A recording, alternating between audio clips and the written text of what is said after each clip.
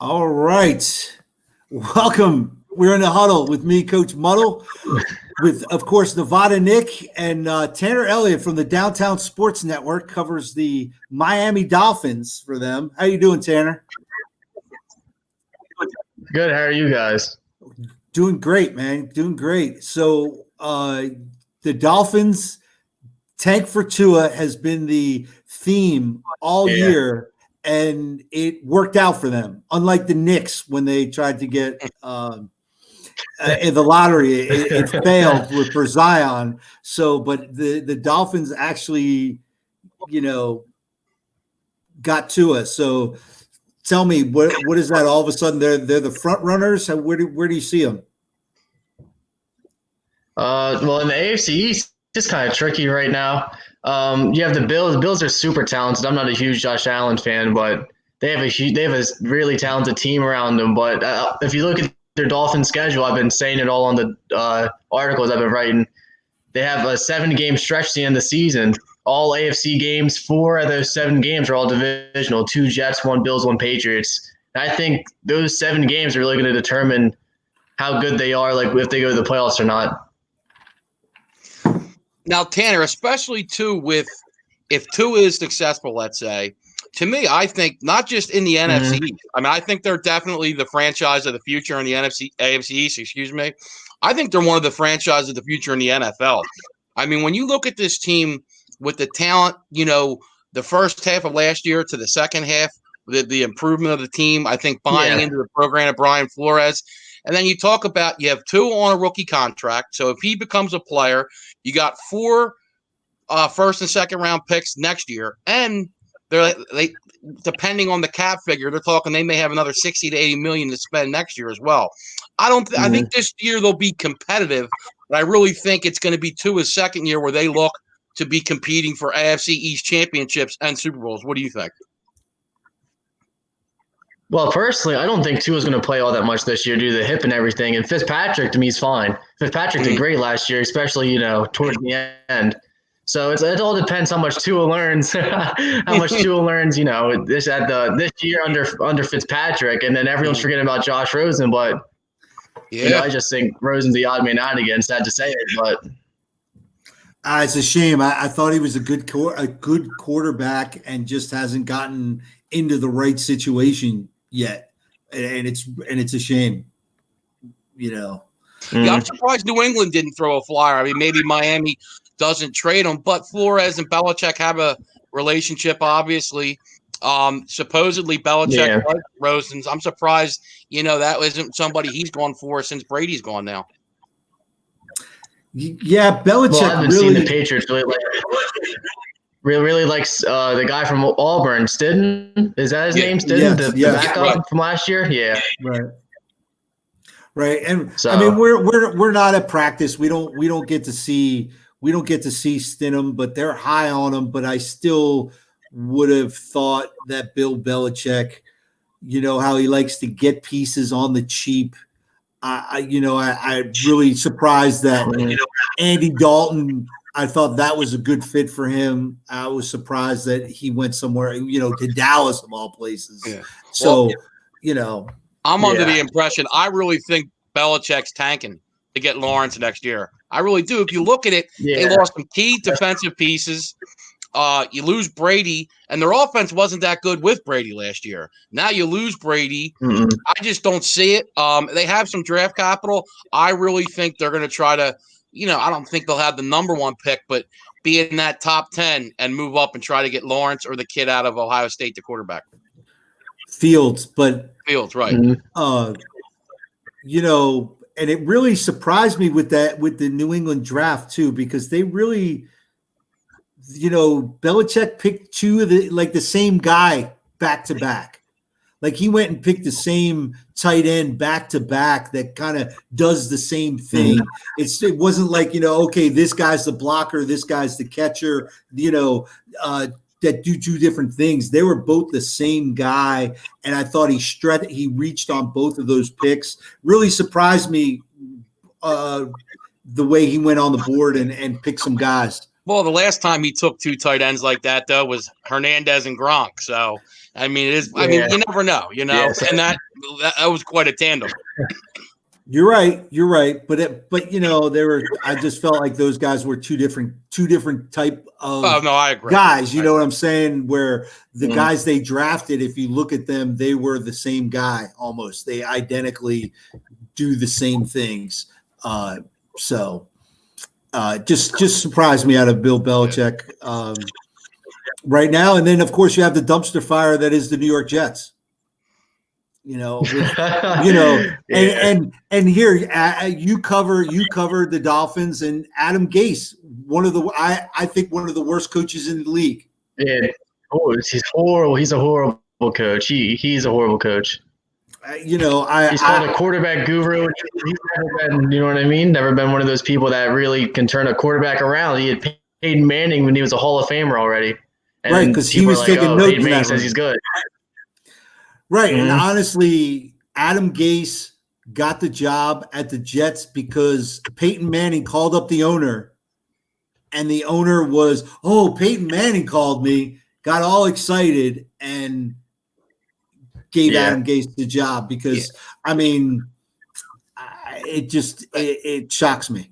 That team had all the weapons, though. Welker, Demarius Thomas. I mean, Peyton broke the record, I think, with them for touchdown passes in a season with that Denver team, too. So, I mean, he had talent all over the board. Mm-hmm. I think he got credit, too, because he went to Chicago and helped Cutler a little bit, too. But, since then, not much success.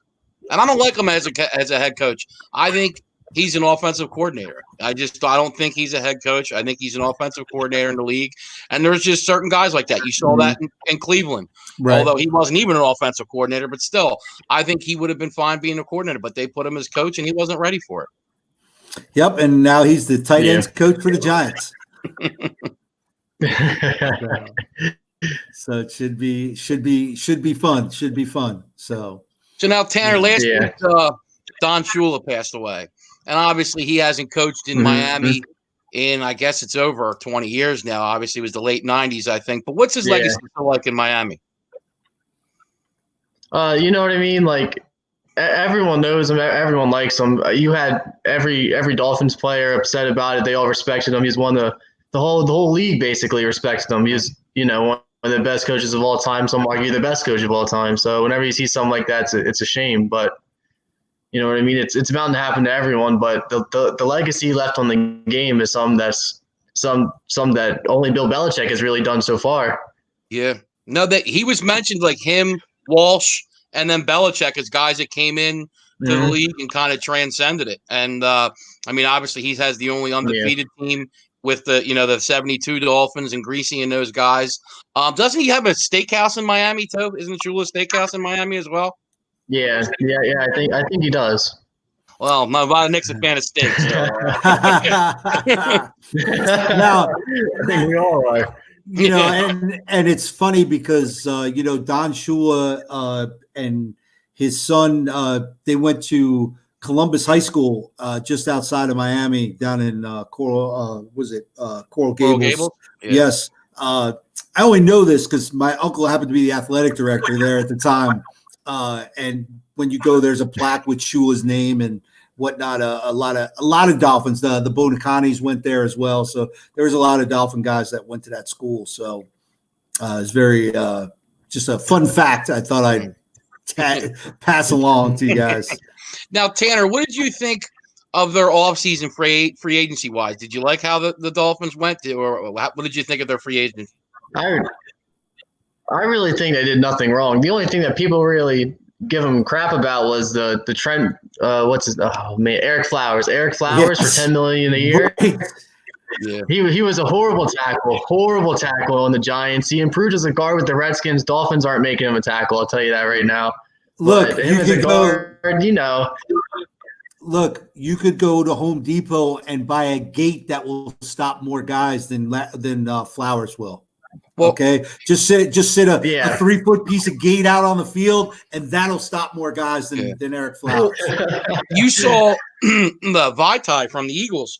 Excuse me, Vitae from the Eagles got 5 years and $50 million from the Lions, and he was the Eagles' backup tackle. Now, he had a nice run their Super Bowl year, but he still was the backup left tackle and got a 5-year, $50 million deal. Yeah, I mean, I thought the Dolphins did well. I like Kyle Van Noy. I think he's one of those hybrid type players on your defense. Byron Jones, I think they overpaid a little bit, but they have so much money. You need to start getting those. Yeah, but you need to start getting those guys in. I think they're trying to change the culture there, and Miami's starting to become one of those franchises you want to go to.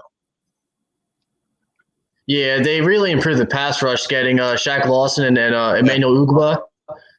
That was big.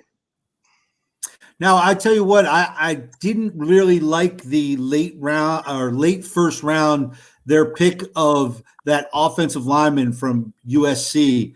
I really thought he was more of a project. I had him on my board as a fourth, fifth round guy.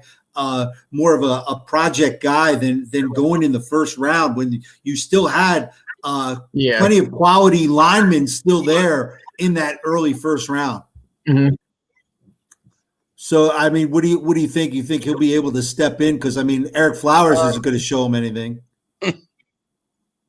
Well, I think Eric Flowers is going to be guard, and so really the only position they really need, they have Ted Carcass at center, and then they have Eric Flowers at one guard.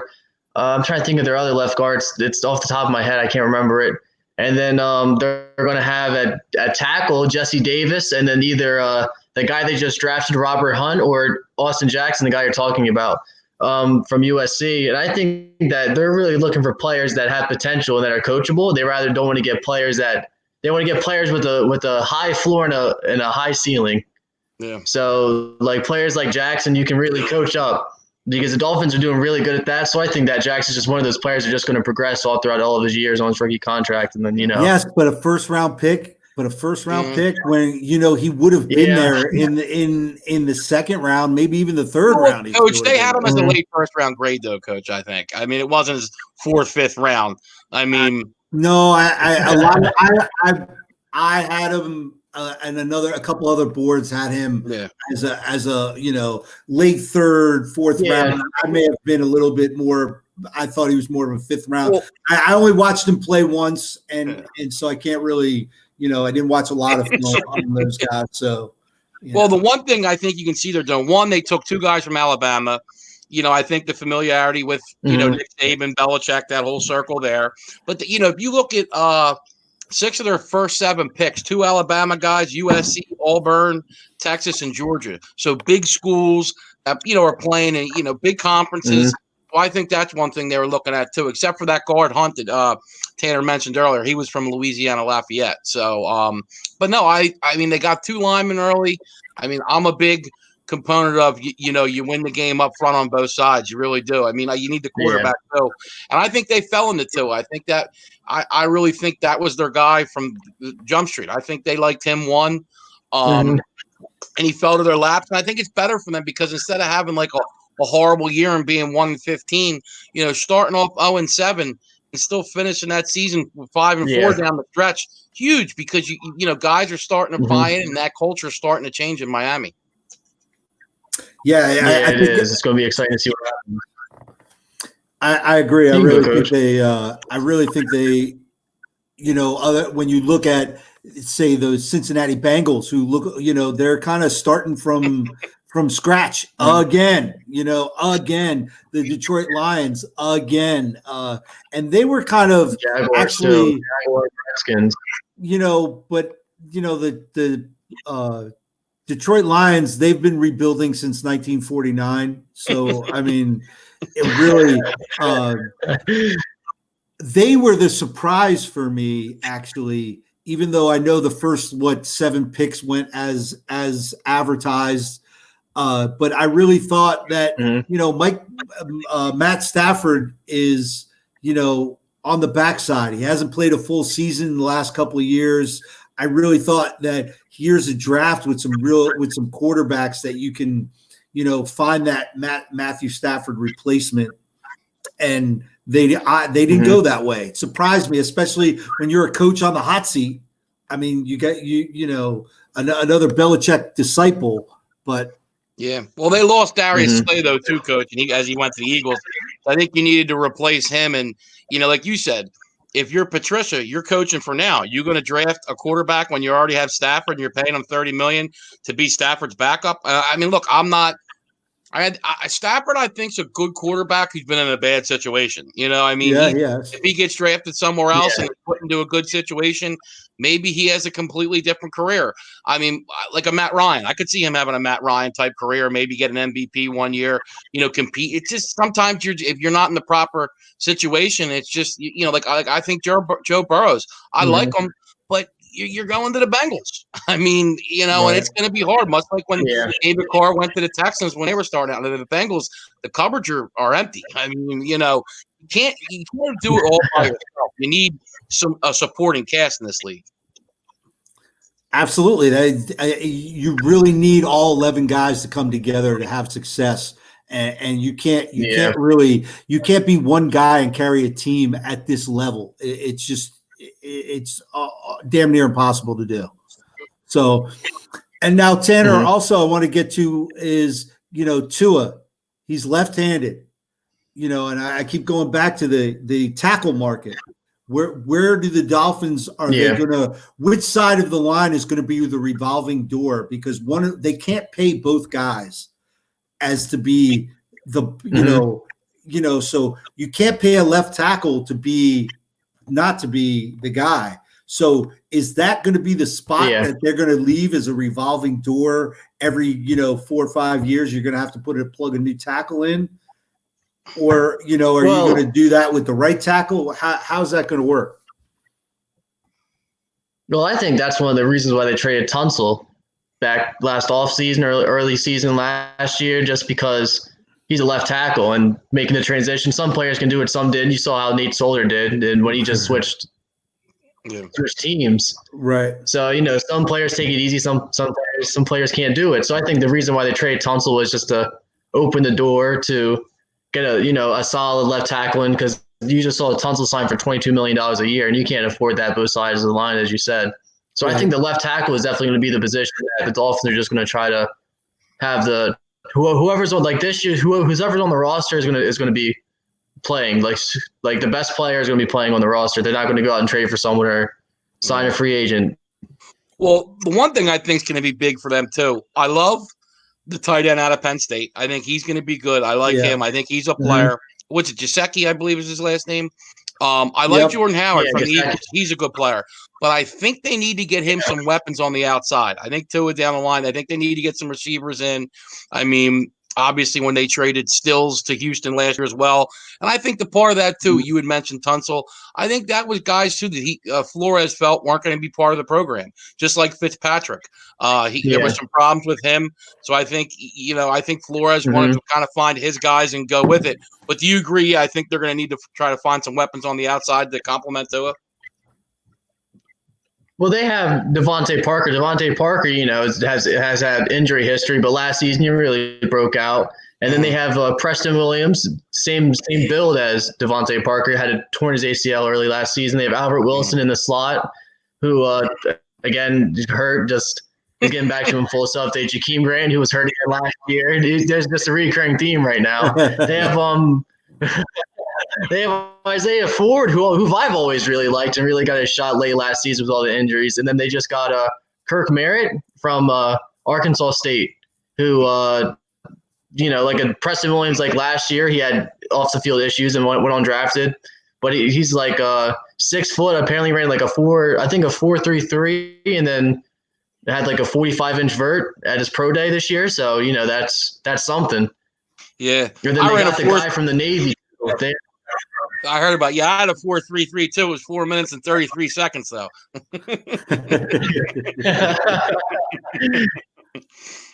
No, but that, as you know, Tanner, your best ability is your availability. So those guys got to get on the field. But I still think they need that. I like those guys, but I think they're all kind of complementary pieces. Parker might have that ability to be a number one, but I do think they need to bring some weapons in for Tua, because you want us, especially when you're young, and you want to take advantage of that. It's a huge thing when you have that quarterback on a rookie deal, because then when they get to that after that 5th-year option, you take up a huge amount of cap space. Just you saw with the Eagles, they won their Super Bowl when they were on Carson Wentz's rookie contract because they were deep and they had all those injuries. So now you got that 5-year window now. Tua signed, I believe, yesterday. So you got that 5-year window where you got him on a rookie deal to go out and win. And I think, like I said, maybe not this year, but especially next year and the 4 years following, I think they're a team to watch for. I really do. Mm-hmm. Yeah. Yeah, I can, it's going to be interesting because I like you said, if the Patriots are going to tank for Lawrence, really the Bills and the Dolphins are the two teams in the division. The teams to watch. Yeah, the Jets have a brutal schedule too. They're going to be. I mean, you look at their first 7 games. They're lucky if they're 2-5. I mean, they're going to just be bad out of the gate, and then they also have to play.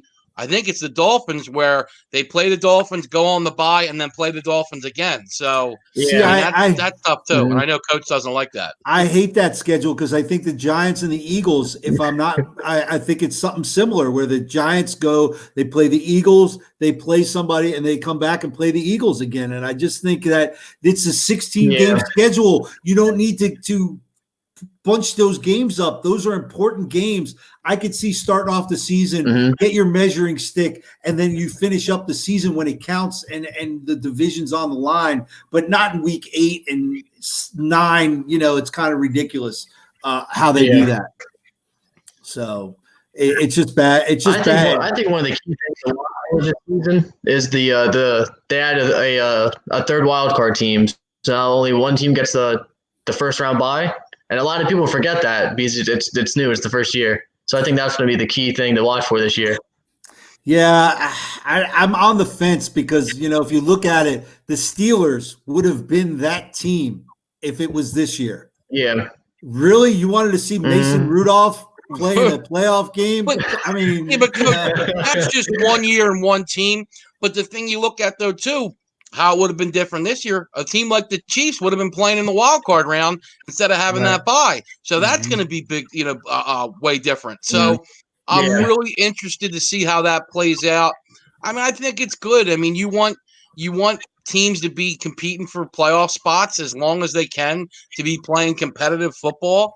I don't think it's a problem. I know Pittsburgh, but now what if Big Ben was there, though, Coach? That team was streaking down the end of the year. They just didn't have a quarterback. Ben, I feel like was good. The Steelers kind of really needed to draft a quarterback or get Winston. I think Winston's perfect for them.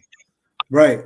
I really think the Steelers needed to draft a quarterback. I think they missed their window. They could have probably got a good quarterback in this draft. I don't know, once you get past Fields and Lawrence next year, I haven't really looked to see who's there's a guy from North Dakota State that everyone's talking about. He threw for 22 touchdowns, no picks last year.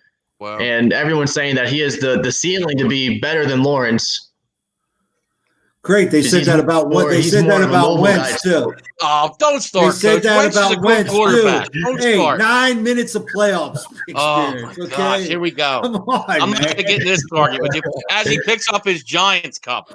Come on, man. That's right. And what's the Giants cup? Well, I'm gonna go shine my Super Bowl trophy I have back sitting over there from 2 years ago. I don't want to hear about yours 10 years ago. I have my 4th right behind me that I'll bring out. 4. Can you count that high? I don't know I don't know that Delco education or whatever you could count it that high. Oh, coming from the guy who spelled his name wrong yesterday. That's right. It was the Coach Muddle show yesterday. That's right. But you know what? I got into the class today. We've got our ABCs down. We got it right. So I got to zoom in and everybody helped me out. So it was good. I'll tell you though, one thing at North. What a great program North Dakota State is. I mean, they're just basically winning FCS championship after championship, and putting pros out there. I mean, look at Carson Wentz and the career he had there, and then they ended up with the draft. That's next year too. That's really nice. Right. Yeah, Coach's hopes hang on Daniel Jones right now, so we'll see there, Coach. Look, Daniel Jones.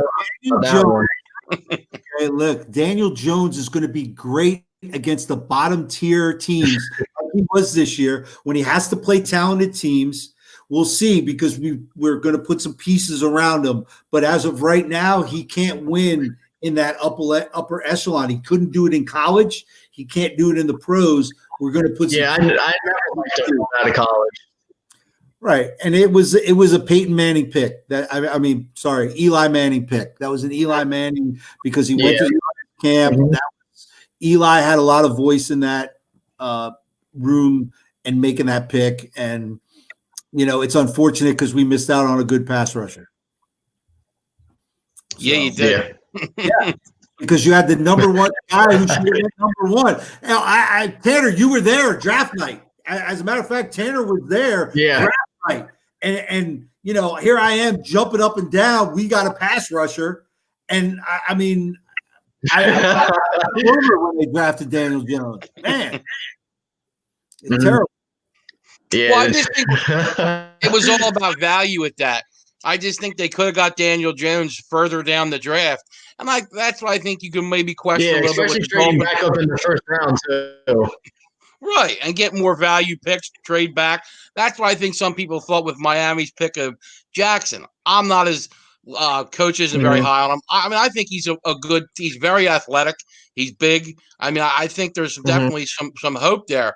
But that was one pick people thought that maybe they could have gotten later and trade back maybe and gotten some more draft capital. Yeah. But the Dolphins have so many picks, they don't need picks, and they're going to go for the guys they need. Like I said, they got 2 linemen in the first 2 rounds that I think they're going to be good for the future of the Dolphins. It's all one up front, Coach. Absolutely. Hopefully when you reach on a guy, it has to pan out, because, it's a win now league. And if it doesn't pan out, then you're going to be looking for another job. Well, like I said, this team scary part about the draft is too. You can go. No, go ahead. The scary part about the draft is when you have like a player that you think is your guy, but you know what I mean. You saw the Buccaneers just trade up one spot for what? Wirfs? Yeah. Out of Iowa. If you know he's your guy, you just take him, because you can't risk him another team taking him. Right, and that's why I was a little surprised. I thought the Lions may trade out of that pick, the 3 pick with that corner and trade back. Or I thought if the Lions didn't, the Giants might, because after the Giants was Dolphins Chargers, who a lot of people all knew were going for that quarterback. Yeah. And I'll tell you, if I was the Dolphins, that's the tackle I would have wanted. That kid first. They showed a video of him jumping out of a pool at 6'6", 300 and some pounds away. That's just amazing athletic ability. I couldn't jump on where I would be like a whale, where you just jump on the thing and lay there. I couldn't even do that, to jump and land on his feet. That's amazing. That's amazing athletic ability for a guy that size. Absolutely. I agree. And I felt like the Giants could have traded back and still got the same guy. And again, you get me started, because when your general manager comes out and feels like, oh, I didn't want to overpay for a guy when he was asked about fielding offers for trades and stuff. And I just didn't, how are you overpaying when you're in the driver's seat? You're not paying, they're paying for you. So I didn't understand that comment. But again, he's pretty good at hiring computer guys, as far as I know. But so Tanner, what's the feeling in Miami? Do people believe this team can compete for an AFC championship this year, or do you think people are just happy with the direction and are looking at a team that they think could be around 500 and would be happy with that, or are we looking for a playoff spot in Miami? I'll tell you what, I've never seen more Dolphins fans so attracted and so excited for one season and for one player than Tua. So I think just getting him makes the whole fan base believe that they're building something special, and that they're not going to be like the past and just be mediocre anymore. I think teams this year, I think the Dolphins, especially fans, are just hoping just to see Tua play, other than just see how good the team goes. But I definitely think that personally, I think that the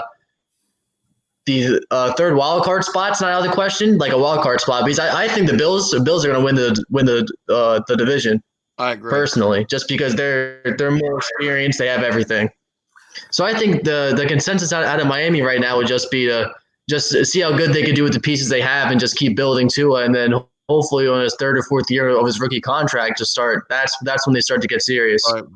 Well, to think, like I said, next year too, you can add 4 players in the first 2 rounds again, and you still have a ton of cap space. So if you want to go out and get whatever position you feel you need, whether it's on the defensive line or we had talked about receiver, but they're really starting to fill some of those holes that they had. And there's a lot of good young players on that team. You saw, I mean, just the difference in that.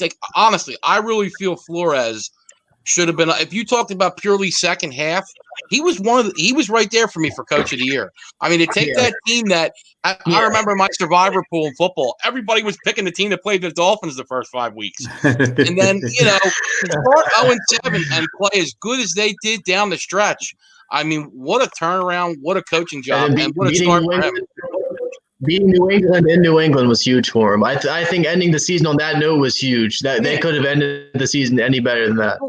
Plus, Tanner, what was it, the first or second game, they got blanked by them, like 40 or 50 something to nothing to go where you go and win that. I mean, like I said, it just showed you it was a tale of 2 seasons with the Dolphins. Yeah, it really was.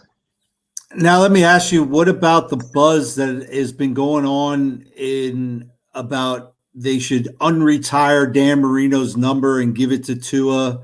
Where do you fall on that? Where do you stand?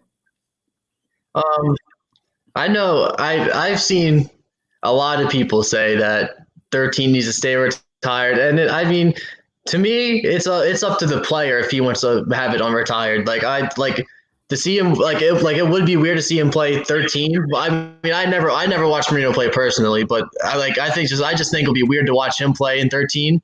But I think it'll be up to Marino himself to see. Oh yeah, he can have my number. Like if Marino really thought that Tua could be his successor basically 20 years later, essentially, then yeah, I mean, it could make sense. But it's not really up to if Tua wanted it or not. It's if Marino wants him to have it. Yeah. Now, and he hasn't picked a number yet, right? I know he signed yesterday, but they assigned him a number? He's number 1. He actually is leading the NFL in jersey sales for 1 and 2. Oh, wow. he has the top selling jersey and the second top selling jersey. The Dolphins fans are ecstatic for the future. Wow, that's interesting of what he'll take. What number he'll go with. But I think Tua is the type of guy you want, to lead your franchise. I mean, obviously, high character guy. Yeah, never been an issue. And the one thing you gotta love too, how many kids? I don't know if he was 18 or turned 19 yet, but could sit on the bench all year and then to get thrown into the national championship game at halftime and go basically take that team and turn them around to win the national championship, and like nothing happened. He just walked into that game, and I understand, it's the league, it's the NFL, it's a whole nother level. But I think Tua is going to be fine. I really do. Honestly, then the number doesn't matter. It's not about the number. The number's not playing the game. The number's not, the number's not doing the things. It's him. Just, I remember a time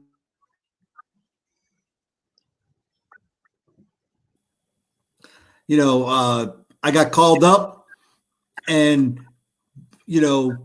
they just threw a jersey at me and I'm like, really? This is the number? And they took the jersey back and go, hey, you can stay back down if you want. We don't have to suit you up. So, one of those things that I just felt that, hey, just take a number and let's move. Well, I think the biggest question for Tua is obviously going to be injury. I mean, does he stay healthy? I really believe if he stays healthy, he's going to be a player. Right. I just think he's got all the tools. You talk about accuracy, and that's a great thing. And I think that, everybody talks about when the Dolphins passed on Breeze. And they had that shoulder injury, and they didn't want to sign him.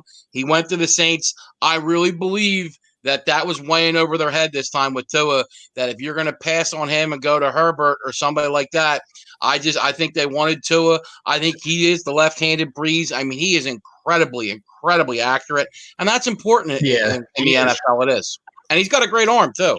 and very athletic. He's the prototype, maybe not height-wise, but like being able to be, mobile. And he's the prototype. He has all the tools you want. Right, for a quarterback, the modern quarterback, yeah. I agree. I just think again, the injury, and when you go back, I guess they forgot to check Dante Culpepper's knee. They forgot he had a knee injury and didn't bother to check his knee, because if I remember correctly, the knee gave out the week one of the season or something, and it never, How great is that? You lose Drew Brees, one of the greatest quarterbacks ever, to get Dante Culpepper, who ends up getting hurt anyway. Right, and actually, that was Nick Saban. That was his. That was all his. He wanted Brees. His deal. No, he wanted Brees. Yeah, he wanted Brees, Coach. He said he did. And look at where the franchises went. Right. I mean, Miami went one way, and New Orleans post Katrina, with all the things going on there, and they became one of those teams that were pretty much the upper echelon of the NFL. Won a Super Bowl. Got a couple other championships. Because of Katrina, they would have been the first team to host a Super Bowl. That year they won the Super Bowl was supposed to be in New Orleans that year. Oh, I didn't know that. Because of Katrina, they weren't able to play there. Yeah, so, I'm hoping. I think Brady's hoping that goes this year, because the Super Bowl's in Tampa this year. I'm thinking that's what Brady's thinking. We'll see. I'm really. I'm anxious to see, especially you got some Delaware kids, kid from Middletown here via Penn State goes to, Tampa, has a great season. And, and I just feel like he went from catching passes from the outhouse and now right up to the penthouse. I mean, you're getting to work with probably the greatest quarterback of all time. So. Yeah. Brady has a lot of weapons now. That offense is going to be really, really good. And their defense was really good. People don't understand. Winston put them in such bad spots. Good. And their defense is very young too. It's very young and it's very good. Yeah, I mean, like Coach said, when you turn the ball over as much as Winston did, over 30 interceptions last year, and they also, had defensively worst average starting position too as a defense, which, when you're getting the ball at the 40-yard line, having to defend every time, it's not easy. I mean, and he had 9 pick sixes he threw. So there's only 16 games. 50% of your games, you got the other side scoring for you. I mean, that's not a recipe for winning football. It's not. Absolutely. So it's going to be fun to watch, and of course the Giants get to host Tom Brady. And of course they said it's going to be a primetime game. So we'll see. It'll be fun to watch. And I think also speaking of which, the Buccaneers have not had a primetime game in like 10 years. And this year they have 4 or 5. Yeah. Well, that's Tom Brady, man. The Tom Brady effect. Right. That's right. That's right. You sure? I thought it was the OBJ effect. Yeah. Well, according to him, the only reason why the Giants ever played on prime time was because of him. So. Coach, and by the way, I just want to put a plug in. I'm going to be later on tonight. I'm on the stable of networks with the madman Mark Mancini, who will be on tomorrow. But I'm going to be helping him out doing a show in Cleveland tonight. So can't wait for that tune up when I get on my little OBJ rant and get those people of Cleveland all fired up. Yeah. And Tanner, you want to tell us a little about who you write for? I write for Downtown Sports Network and the Score Crow. For Downtown Sports Network, I'm just the Dolphins guy, and then for the Score Crow, of course, I just do all NFL. Oh, nice. For the Score Crow, I've been doing. I just did bold predictions on the Buccaneers actually, and I just said that 4 receivers on the Buccaneers are going to top 1,000 yards. Wow. So I think that's They have Mike Evans, Chris Godwin, Gronkowski, and I said O.J. Howard. I think O.J. Howard's going to take a huge jump this year. I agree. I really liked OJ Howard. I thought he was going to fall to the Giants.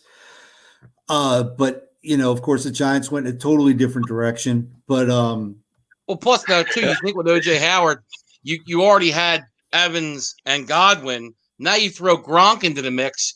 I mean, so those are going to be the guys you're focusing on. A guy like OJ Howard's going to be coming to the line. He's really, with his athletic ability, I agree. He's going to have a good year. I think Arians is going to try to replicate the Gronkowski and Hernandez duo that Brady had. Yeah. And then with two elite receivers too, the offense is going to be something special. Yeah, I think what they call it 10 personnel when it's two tight ends, coach. Isn't that what they say? Yeah. Yeah. I don't know. Some teams call it. You're the coach. That's why I'm asking you. He doesn't know. Yeah, what 11, a coach. 12, 13, 14. Maybe it's small. But, and they picked up that running back from Boston College as well, the Buccaneers. Yeah, I love the tackle they got to help Brady protect Brady because that was the one thing. They got the running back from Vanderbilt, the Buccaneers. Oh, I'm they sorry. got the one from Vanderbilt. Vanderbilt, my bad. Why did I think Boston College? I thought, but okay. The Packers had a horrible draft. Oh yeah, they did. Absolutely, man. I mean, can you imagine if you're Aaron Rodgers? I mean, I understand he's, it's almost like karma because 15 years ago he was the guy getting drafted by the Packers, and he's going to play up behind Favre. Now, it's a difference. But to me, with that, they're in the NFC Championship last year. I mean, I get it in a year or two. He is 35, 36 years old, but you got to play to win now, and they need players on both sides of the ball. I agree. I'd be very upset about that. I really thought you could have gotten Love later, in the second round. Maybe you needed the first round. It's got to be somebody to contribute right now. Step on the field now and help you. And there was plenty of pieces there on the board that they could have went with. I mean, you traded up for a guy who's going to sit on the bench. I don't understand what the Packers were thinking. I agree. I just think they had a horrible draft of any team. And then they drafted the running back when they already have a good running back too. Their first two picks they wasted basically on backups. Yeah, and the question for me is Aaron Rodgers on the block? I don't know. I can see the Packers not wanting to repeat history with the Brent Favre, the whole, I'm retiring, this, that, and with a new coach, I could see them moving on from Aaron Rodgers. Yeah, Brett Favre actually said that Rodgers, it's not his job to mentor Jordan Love in any way. Just go out there and just be you. You don't have to, it's not your job to mentor him. They drafted him to compete with you, obviously, so you really don't have to mentor him. So that's going to be a really interesting thing to see in the next coming years. Oh, absolutely. But I wouldn't be surprised if we see Aaron Rodgers on wearing a different uniform, as early as this season. I don't think it would happen this year. I mean, it's not out of the realm of possibility, but I could see next year them, a team that is in a win now mode, maybe a quarterback away from winning. That really could be, the Bears. I mean, I don't think he'd go to a division rival. Yeah. The Browns, I could see him go to the Browns. I mean, I'm sorry. Well, especially for the Packers. Go ahead. Especially for the Packers, I just feel like drafting Love just says that they're going to let the Vikings just take the division. Yeah, because they really don't have any other chance in the division other than the Vikings. The Bears don't have a quarterback. Trubisky is holding the team back, and they're just come on. They had one good year, and then they just fell down. They have Nick Foles now. Come on, Nick Foles. They do have Nick Foles. And then the Lions are the Lions. I just think the Vikings are the really only threat in the NFC North. So I think the Packers are just waving the white flag right now and drafting Love. Yeah, I agree. I agree because you need Aaron Rodgers needed weapons and you didn't give him any. You know, um, Yeah. so No, they didn't take one receiver. right, and that's your biggest. Here we go. We got him back. Yeah, sorry guys. So, right, they didn't. Their biggest need was receiver, and they didn't even take one in a heavy receiver-heavy draft. Yeah, this is a very good draft for receivers too. Right. It was loaded with tackles and receivers. It really was. Mm-hmm. Very, yeah. And so I don't know, Tanner. I don't know if you heard. I guess it was either yesterday or early today. Dr. Fauci came out and basically said that he thinks that the NFL is not going to be able to start on time, and that it would be like a huge problem, even with no fans. That it would be, basically if NFL plays, it's going to be a issue with the coronavirus. What do you feel about that? I mean, I'm from the belief I think football needs to go on. I mean, I'm not trying to be unsensitive or anything, but I think at some point here we need to get back to daily life, and football is a big part of the American way right now. It really is. Well, to me, it just really depends on where they're playing. Like states, and like it just depends on. It's going to vary state to state. Obviously, they might try to have different teams relocate. Like you might have the Chargers and the 49ers, and the Rams relocate to a different state. Because I just saw that California State University is not doing. They're shutting down their campus all fall semester already. So I think the schools where, like, even the Jets and the Giants, they might have to relocate too, since it's bad up there. So I just think it depends where they are state-wise on what they do. Well, you're gonna just have to get. We're creative. having, right. Florida has professional sports is considered essential, so you're allowed to. Yeah, you're allowed to work out and do things there. So. Yeah. Well, I think like I said, does that give the Dolphins? Yeah. You're just going to need to get creative. I mean, it's as simple as that. I mean, you're seeing in baseball. Baseball is going to have, if they do it, they're talking about having 6-game series now, so that instead of the 3-game series, have a 6-game series, just so there's not as much travel. And look, football doesn't travel as much as. I mean, you basically have 8 road games. I mean, obviously, if there's an issue, they'll probably, I would think, get rid of the preseason possibly, and just kind of practice on the, within the team, get rid of the preseason. And, you got 8 games on the road. And like you said, state by state wise, there's these arenas. Look, it's the NFL. They can be creative. They can figure it out. Whether it's, like I said, look, the NFL is a smart brand. Good. I know a lot of people don't like Goodell, but he's a smart businessman, much like Dana White, who put on UFC last week, and he's got Fight Island for UFC. You just kind of got to work against what's going on right now and figure out and get creative. It just depends when training camp starts too, because most teams are losing their OTAs because of this. So I think if training camp starts on time, I think we'll be good to go. But if they delay training camp by any means, I've seen that the NFL season won't start until October 8th is what I've seen. Well, maybe they bunch it up, and so we don't have that. I think the Super Bowl needs to move to President's Day weekend, so we have Monday off. I've been saying that for years. So I agree with that. It should be a holiday. It should be, because you just think how much more productive it would be. Because how many people take the Monday off after the Super Bowl? It's just so crazy, because nowadays it doesn't end until 10 o'clock at night. So it is 10, 11 at night. Yeah. So, but man, I don't know, as long as J-Lo and Shakira at the halftime show every year, it's fine with me. What do you mean? J-Lo might be buying the Mets. No, she was last year. That's what I'm saying. You didn't like J-Lo and Shakira, Coach? Yeah, come on, man. Well, I'm just saying she's going to be busy.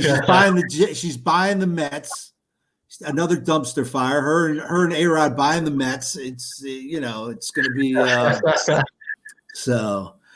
But man, great stuff, man. Great stuff. I appreciate Tanner, you stopping by and filling us in on all that is Dolphins, man. We appreciate it. Go ahead, plug your thank you for having me. Go ahead, plug your, because I know you're on Downtown Sports Network. What's the other one? Score Crow. I write for both of them. As I said earlier, I'm just a Dolphins guy for Downtown Sports Network, and then for the Score Crow, I just do all NFL. I do most of my stuff on Twitter, but you can even follow me on Facebook too. I repost all my stuff on there too. Great. Throw out your Twitter handle so everybody's got it. It'll be Elliott, ELLIOTT 302 TJ. All right, there you go, man. So Tanner Elliott from Downtown Sports Network joining us, man. So we'll have you back during the season. We'll talk a little Dolphins, get a little, we'll have you in like week 4 or 5, see how we're doing, and kind of go from there, man. So, all right, buddy, we appreciate it. Thank you. Thanks for coming on, man. We really appreciate it. All right, we'll talk. Thanks. All right, cool deal. So now I got Nevada Nick. How you doing, buddy? Good. So we're still roughing out the bumps a little bit here on the new platform, but went pretty well. So you spelled your name right today. I spelled my name right today. So we kind of step in the right direction. The way that's right. That's right. Baby steps, man. We got to walk before we can run. So we're getting things going. Tomorrow, just let everybody know the madman Mark Mancini will be back with us. So looking forward to that.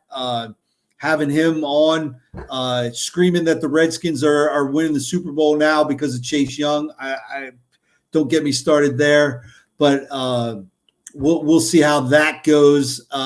And I'm going to get us out of here a couple of minutes early because, like I said, I'm going to go and light Cleveland on fire when I start ranting about OBJ and getting people in Cleveland fired up because they got nothing better to do. So it should be fun. Everyone, thanks for checking us out and being part of the show. Remember, like us on Facebook, Instagram, Twitter, and if you want to check it out, we're also streaming these on YouTube as well. So thanks, Nevada Nick. Tomorrow night, same bat channel, same bat time. All right, sounds good, Coach. All right, buddy. We'll see you. Thanks, man. All right, guys. Take care.